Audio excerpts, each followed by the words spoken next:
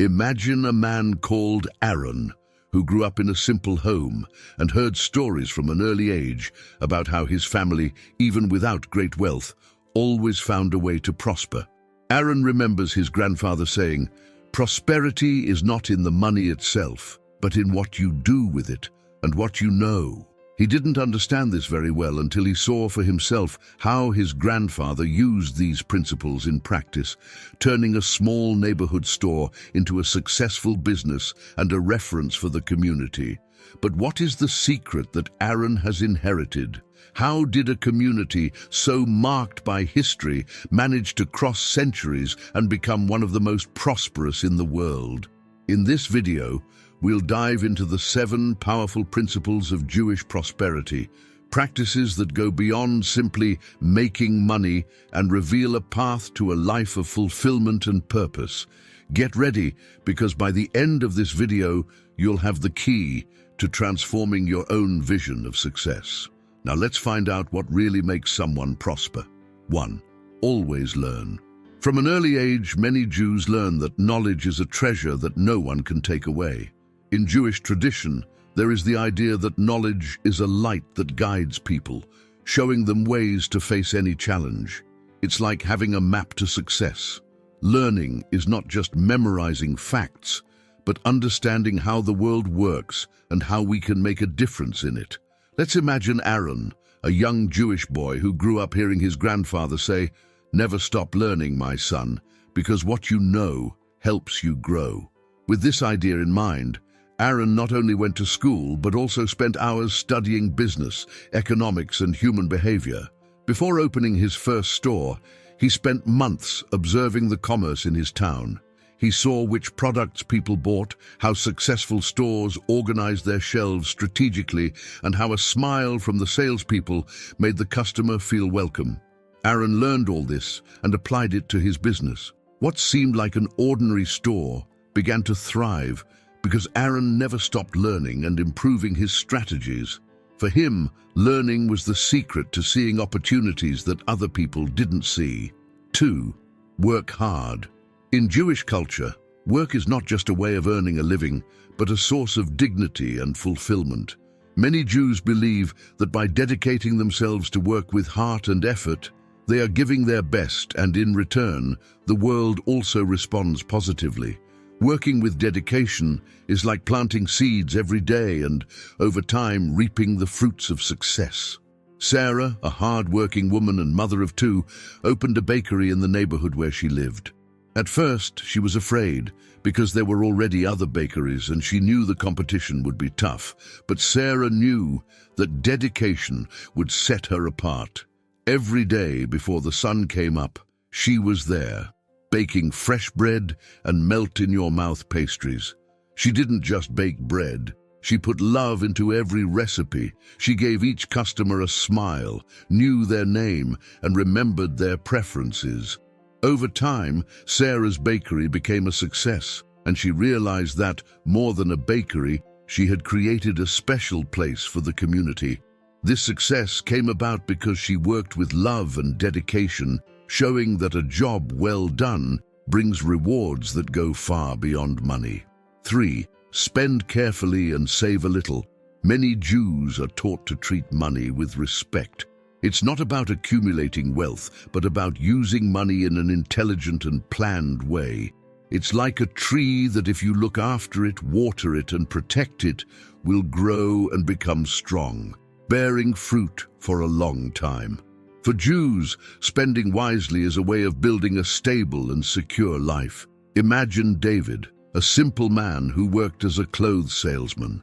When he started earning a bit more, he could have bought a new car or taken expensive trips, but he chose something different. He decided to save part of each paycheck, investing it in a fund that would yield returns little by little. Over time, he managed to open a small store, and the same strategy continued. Even if the business prospered, he kept saving and investing. He learned that spending carefully and setting aside a portion of what he earned was a way of building his own future. And when hard times came, he was prepared. David showed that by saving and spending wisely, he was planting a prosperous and secure future, where he and his family would not lack stability. If you're enjoying this content so far, make sure you're subscribed to our channel. I'm preparing a series of videos that will transform your financial life, and you can't miss them. Fourth, share a little with those in need. Charity, or tzedakah, is a central pillar of Jewish life. For Jews, helping others is not just a choice, but a duty. They believe that sharing what they have is a way of giving back to the world the blessings they have received, creating a cycle of kindness. Tzedakah isn't just about giving something to someone, it's about sharing with an open heart and sincerity. Let's meet Isaac, the owner of a furniture store that has grown over the years. He never forgot his humble origins when his family barely had enough money to buy food. So every week, Isaac set aside a sum to help a nearby nursing home. And not only did he donate money, but he also spent time with the elderly, listening to their stories and bringing them joy. This act of kindness not only helped others, but also transformed Isaac. He felt that his success was even greater when he could share it. And curiously, the more he helped, the more his store prospered. For Isaac, tzedakah was like a source of joy and luck. And he always said, sharing is a way of doing good, and somehow good always comes back to you. 5. Don't put all your eggs in one basket. In Jewish tradition, the idea of diversifying is common. Jews understand that if you put everything into one thing, you run the risk of losing everything. That's why they believe in investing in different areas, so that there's always a safe option if something doesn't work out. It's like planting several trees instead of just one. If one tree doesn't bear fruit, the others still might. Rachel inherited some money and decided to open a clothes store. She could have put it all into the store, but she decided to diversify. She saved some for emergencies, invested in a small property, and put some money into a fixed income fund. When, a few years later, the store ran into difficulties due to changes in the market, she didn't despair. Her extra income from the property and the fund helped to sustain the store and keep the family going until the store recovered. Rachel understood that by diversifying her investments, she was creating a safety net that protected her when she needed it most. For her, diversifying was a way of ensuring that there was always a backup, whatever the difficulties. 6. Make the most of your time. For Jews, time is a precious commodity. They see time as something that, when used well, builds lives.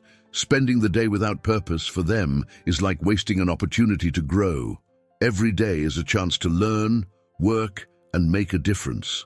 Abraham was a young Jew who loved to learn, and every day he dedicated time to study.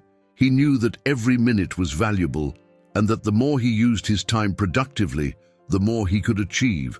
Abraham didn't spend hours distracted by activities that brought no benefit. He focused on what really mattered, set goals, and moved forward. This focus helped him become an excellent lawyer.